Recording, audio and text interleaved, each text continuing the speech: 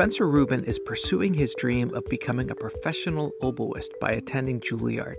He recently entered the school armed with his talent, dedication, and 1.4 million followers and fans of his TikTok account, which features classical music videos that showcase his humorous, accessible, and occasionally imperfect side. Before I posted the video that started it all, I showed my mom and she's like, "You can't post that on the internet. You don't sound that good in it." And I was like, I kind of like it. I'm just going to post it and see what happens. If I put stuff out there that isn't polished and perfect, people can relate better and understand and not have this prejudice that classical music is unapproachable. Like, oh, these people are normal too. You're listening to Speaking Soundly, the podcast that explores the art of artistry. I'm your host, David Krauss, principal trumpet of the Metropolitan Opera. As a musician in New York City, I get to perform with some of the world's greatest artists every night. During each episode, you'll hear me speak with these inspiring performers as we lift the veil on talent to hear about their process and the personal journey that led them to the stage. You just graduated high school. You're about to go off to college. This is, I'm sure, a very exciting time for you. Most of your friends and classmates, I would imagine, are traveling far away for college, yet you're staying right here in New York, going to Juilliard. And it's a place you already know well because you just graduated from their Saturday pre-college program. Do you wish you were starting fresh in a place you knew nothing about, or does going to a college that you already know what the hallways look like and the classrooms look like provide a sense of comfort to you? Yeah, I think starting such a big milestone like this, it's definitely comforting to have this space that I'm already familiar with.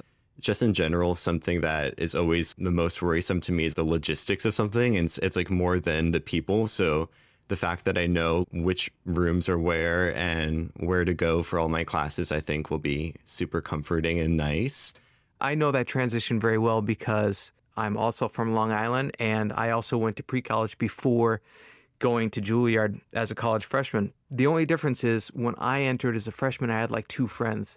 And you have, 1.3 million followers on TikTok. You're not exactly going to be another face in the crowd. How do you feel beginning this new chapter of your life without the anonymity? It's a little bit overwhelming because sometimes I'll get stares in the hallway and people will look at me because I'm sure they know it's not like randomly staring at me.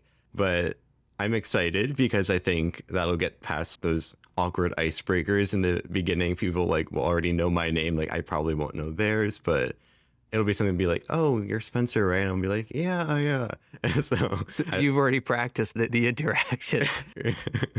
You have this video where you're opening your college acceptance letter. It's not a letter, it's an email, right? But you open the email. And this one was for Juilliard. And spoiler, you got in. And not only that, you got a tuition-free scholarship. So you go nuts in the video, right? I do, yeah. But that was a pretty brave thing to do because it could have gone either way. What was it like for you after you stopped recording yourself and you were alone, maybe with your family? So the whole thing was a real experience because I think they were supposed to release it at 7 p.m., but it actually came out at 7:30. And like I had my whole room set up to do this college reaction video planned at 7, but I also had this National Honor Society induction ceremony at school that was mandatory to go to. And it started at 7:30. But obviously I'm not going to like wait until after the ceremony to see if I got into my dream school. So like I'm in the car and I actually brought my ring light to put in the car to have good lighting while I was filming the video because the lighting has to be good. Like, what if the reaction's really good? So I have my dad holding the phone in front of me as the tripod. And so then I have my computer open and I click it. Obviously, the reaction is quite intense. And right as I'm opening it, we're in the parking lot in my school. And there's currently like the first half of the ceremony finishing before me. And I like jump out of the car and scream and people are staring at me like, "Oh my God, what is he doing?" And then I go into the school because I'm late for the ceremony, opening my letter. And I'm telling people, I'm like, "Oh my God, I just got into Juilliard." And what? It was pretty great. And then I had to sit through like a 2-hour ceremony and not say anything and just be like thinking in my head, like, what just happened? So As you're sitting there after you have this news and you can't really talk to anybody because you're at this school function and you just have this opportunity to think about it, what was going through your head for those few hours? Well, first I was thinking of like the order in which I tell people. And then it was like, oh, like this really happened. Like I always knew the possibility of just like getting into Juilliard being a big enough accomplishment as it is. I was just trying to process it all. Like, oh my God, this actually happened. We both know that all you have is that one audition. You can be the top of your field and maybe have a bad day. Did you feel really happy that you had put in the work and it was reflected in that decision? Yeah. So I get super nervous before anything. Like even before this, I was like nervous. So Juilliard was my last audition out of all of them. And it was my only in-person audition. And, you know, I was talking to a lot of people like while this whole audition experience was happening. And they were like, oh, I hate Zoom auditions. I really wish I could play in person. And I'm kind of the opposite. I know that's weird, but I would rather think that I'm just playing for a blank screen in front of me and imagine that the teachers aren't even there. Like that's what I did for all my Zoom auditions. I just pretended that no one was there. I was just like playing. I mean, I literally was just playing in my living room and they just happened to be listening. That's like how I was thinking to ease the nerves. But I knew that Juilliard was going to be in person. So obviously I was super worked up for that. But right after the audition, I ran down the stairs to my mom and I got a little bit emotional because I was like, oh my God, this was my best audition out of all of them. And I really do think it was because of my preparation. I don't think it was like a fluke. And I never think my auditions are good. And the fact that I thought it was good, I knew that like that actually meant that it was good because I'm so critical of myself. So I knew in that moment, like even if things didn't work out, I was super proud that I put in the work and that I knew that the work is really what paid off in the end. I have to tell you, quite honestly, I'm surprised to hear that you get nervous because you look so completely at ease in your videos. Like whenever I'm super nervous and I look back at myself, I'm like, I look so calm. What is happening? I had this one orchestral performance and in the moment I was like freaking out. And then I watched it back and I was like, I look so calm and collected. I don't know. I think it's all in my head. Are there physical manifestations of that? Do you shake? Do you have a hard time breathing? I'm asking because I know that like my instrument, the trumpet, the oboe, the breath control involved is paramount to the way you play. The main thing is probably that my mouth gets so dry, like to the point where after 30 seconds, I cannot feel my tongue moving. And if I'm playing like a super articulated passage, there's no hope.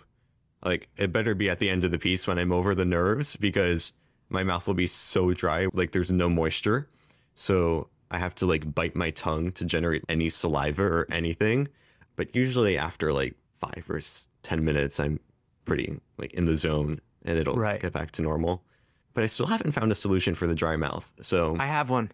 Gatorade. You drink that and it kind of stays in your mouth a little bit longer. It's kind of gross to talk about, but yeah, try Gatorade. Okay, I will. Maybe that'll help. You chose a very difficult instrument. The oboe is challenging and it takes a long time to master. It's not like a piano or a violin where you can have a 6-year-old prodigy. I mean, you need time and your physical state to be developed in order to improve. What's the biggest challenge on the instrument itself? I think reeds, honestly, are the hardest thing. Whenever my mom is in the house and she's like, Spencer, you've been making reeds for so long today, like you need to practice. I'm like, no, because if I don't have a good reed, I won't sound good. I really do think that. I would rather spend hours working on reeds because that'll make the playing so much easier. If you have a good reed, that doesn't mean you can play all the notes, but also notes aren't everything. And I would rather have a beautiful singing tone than be able to play the fastest pieces. And so I think scraping these tiny objects are the hardest things. Like, yeah. So one aspect of your life is alone in a practice room, engaged in the music, just you and your instrument, yet another is being engaged through your videos with millions of people on a daily basis. Do you ever find it difficult to balance those two major aspects of your life, and do they ever interfere with each other? I kind of like the difference of being in the public eye and like having my alone time. I spend hours and hours, probably like 4 hours every day just making reads. 4 hours a day, do you have to be overly careful about your time management to balance your social life, practice, academic, family life? hmm I try not to have too much downtime where I'm just on my phone doing nothing. But I mean, if you were to go into my screen time right now, I'm sure I've been on my phone for already 5 hours today, and it's only like 3:30. So obviously, it's not like I don't spend any time on my phone. But part of it is multitasking, and part of it is just keeping a balance. Like some days I'll make reads for 4 hours. Some days I'll make reads for 2 hours. Some days I'll practice for 3 hours. Some days I'll practice for 1 hour. It just depends what's coming up. Does the irony strike you that you have to be careful not to spend multiple hours on your phone when you're a TikTok star that encourages people to do just that? Well, I mean, part of that time on my phone is just like editing videos, because if you see a 10-second video on my page, sometimes it'll be like, oh my God, that's so easy. I could do that. I could just like sit down and film a 10-second video. That takes no work. But what you don't see is the half hour that goes into setting up the room before that, the hour afterwards that I have to spend editing it. There's a lot that goes into like a 10-second video, shaving off half a millisecond to get that extra bit of watch time. It's parallel to your read making. It is. You might say. Yeah, yeah. One of the reasons why your videos are so great is because they show and often poke fun at the process of improvement and growth. The mundane aspects of practice, the difficulty and frustrations with the oboe, and how music fits into your life with your friends and your family. Do you think having a sense of humor and the understanding of this process will help you tackle your ultimate goal of being a performing artist on the highest level?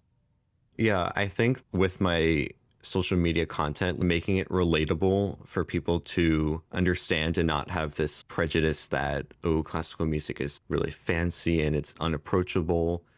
To be honest, like when I started this, I wasn't thinking, oh, I'm going to start a TikTok account to make classical music more accessible. That wasn't the goal. It was something that kind of happened on the side. And obviously now it is something that I think about when making videos. But I think that like it will help me in my ultimate professional goals, because seeing the humorous sides of everything and not taking life too seriously and not getting so worked up if I don't win these auditions, blah, blah, blah, I won't ever be successful. It's on social media too. You might have a period of time where your videos just aren't getting engagement that you're used to. And then other periods you'll get millions of views in 12 hours. So it's kind of like the audition process. Like I might have a month-long period or more of not doing well, and then I might land that big one, and then that could just start everything, which is kind of what happened with my page. Like I had one video start everything. So I think that something like that hopefully will happen.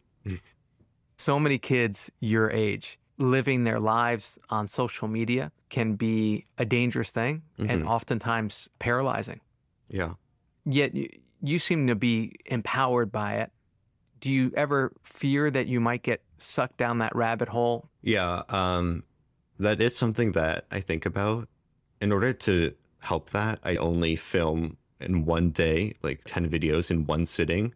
And that'll take maybe like 2 or 3 hours just to do that. But that way, I'm spending only a portion of my Sunday night doing videos for the internet, whereas I have the whole rest of the week to focus on oboe. So I think I'm doing an okay job making sure that social media doesn't take the front seat. Yeah. But, you know, you have it in check. You have it in check. Yeah, I try to make an effort to like not have it ever go above my priorities for oboe. And you seem so regimented in that you're doing so much and you have such a firm grip on things at such a young age. What do you attribute that to? Were your parents very involved in helping you shape this productive life, or did it all come from you? No, my parents were very influential in that sense. Ever since a young age, I've always been juggling so many different activities.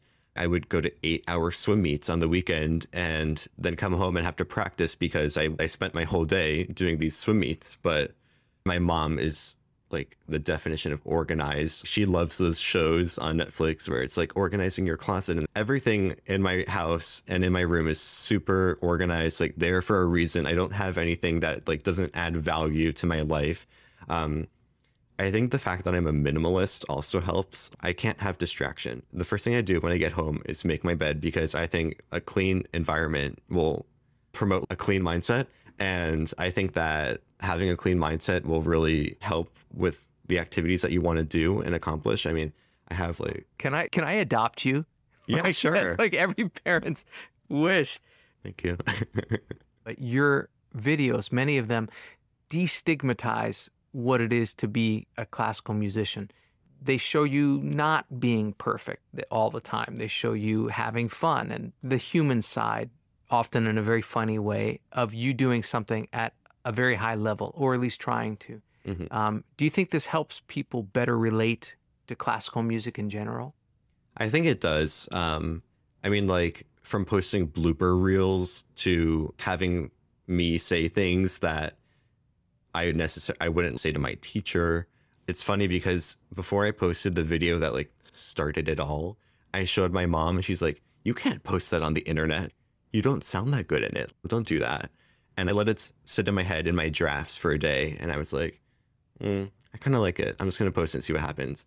And so I think it's that mindset that my mom had, that everything had to be perfect to put on the internet because it's there forever, contrasted with my idea that if I put stuff out there that isn't polished and perfect, people can relate better and people can find that more humorous side in their own playing, but also the people who aren't serious classical musicians can be like, oh, these people are normal too. I don't have to be scared of them, or it's not like all they're doing is locking themselves up in the practice room for like 5 hours a day and just playing. They have feelings too. You had mentioned that you're a minimalist, and your average video is what, 20 seconds long? Maybe even shorter, like 12 seconds. That's a very small period to make even a knock-knock joke, much less a complex joke about playing Mozart symphony. Yeah. Is it difficult to whittle these things down, and what's that process like? Yeah, so I just edited one last night. It was a blooper reel for a video that I just posted, and it started with 6 minutes of footage that I edited down. I think this one's at like 24 seconds. And it is hard to have these videos where I'm making fun of myself, but have it make it so that it's not actually self-degrading, but also promote healthy habits, but also do all of these things in 15 seconds. But I'm used to it now. You're entering a field that often struggles. I hate to bring down the room, but arts institutions have financial difficulties. Music programs in schools get cut. Classical music in general is not nearly as popular as other genres of music. On top of this, it's insanely competitive to get the jobs that come up. They're highly coveted positions. How do you stay focused and positive when there's so much doom and gloom in the industry itself? Obviously, there's that final goal of being in an orchestra and knowing that that's where you want to settle down. And I think that just having that idealized job in my head will motivate me to never get too down if an audition doesn't go the way I want it to go, but also just thinking of moving one step at a time, knowing that I'm doing the best that I can in the moment. I think that will really help stay focused and stay grounded and not get too overwhelmed with the fact that I don't have a job right now. I know eventually it'll all work out, and I'm just hopeful that that's true. And I'm hopeful that the opportunities will come my way. Yeah. That's about all you can do. Yeah.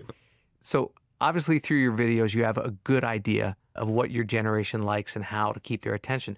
Do you see aspects of classical music performances that can be improved upon? I think as like a shift in our attention span, like there's so much visual that's involved now. And like they're doing with the New York Phil, redoing the whole hall to make it look nice. At least I think it'll look nicer. Maybe reimagining a way that a venue could be to make it more enticing to, you know, when you're looking online for tickets and you're like, oh, wow, that hall looks really cool. Even if I'm not interested in the music, it would be super cool to go there and, you know, maybe take an Instagram picture. Maybe that would motivate them to go. but also obviously we'll never get rid of these standard works that are so ingrained into classical music, but maybe also incorporating new styles of music and modern music that could appeal to people that typically wouldn't go to these concerts, I think could be a new way to get more traction. Every orchestra, every ensemble has a social media presence. Are some of them cringy to watch, or do you think they're getting better? I think they're slowly learning. You know, some of them definitely are cringy, but some of them are hilarious. Like the violist in the New York Phil, Rebecca. Oh, Rebecca Young. Yeah. I mean, she's great. I love how she's incorporating all the professional musicians and doing these like trends that 16-year-olds would do with their friends. And it kind of also does the same thing that I'm trying to do, like normalizing classical music and not having the stigma behind it. Like the principal flutist of the New York Phil is doing this silly trend, and so is the entire brass section, and so is the entire woodwind section. Like also just like thinking about what she said to them, like, hey guys, I want you to do this TikTok trend where I'm going to press play and you're going to quickly turn around to the camera and then slowly sit down in your chairs. They're probably like, what? But I think it does have a big impact. I saw it and I was like, oh, you can really like tell a lot from their personalities. Do you think that has impact? Do you think that will, in a way, make them want to see a concert or check something out? I think like at least it might direct them to their profile, click on their account and seeing what these orchestras are like. You study with one of my colleagues at the Met Opera, Elaine Duvas, and she's been a widely respected teacher and player for decades now. From your perspective as the student, what makes someone a great teacher? I do think that she is the perfect teacher. She has the balance of discipline, but also does a lot of demonstrational playing. It's really great to just even hear her play in the room. Like I get so much more from hearing people play than if you just say like, oh, make sure that second note is short enough. Make sure you don't have an accent on it. But she's just like the full combination. Like she can play, she can teach. She's the master reed maker. The other day, she took out her reed case and I played on one of her reeds from the 1990s. She gave it to me to try and my hand is shaking because I'm like, oh my God, I'm going to drop your reed. It was perfect. And I aspired to reach her level of perfection. She was making reeds with me the other day. And in my head, I'm just like, it just makes sense when you do it. Like, why doesn't it make sense when I do it? And then I think I said out loud, I was just like, everything just makes sense when you do it. And she was like, well, yeah, I want to get to that point. I hope you enjoyed this episode of Speaking Soundly. Be sure to subscribe, rate us, and leave a review wherever you get your podcasts. To keep up on future episodes, follow me on Instagram at David Krauss Trumpet and go to our website, artfulnarrativesmedia.com, for show notes, links, and information on all of our guests. Tune in next week as we hear another inspiring artist speaking soundly.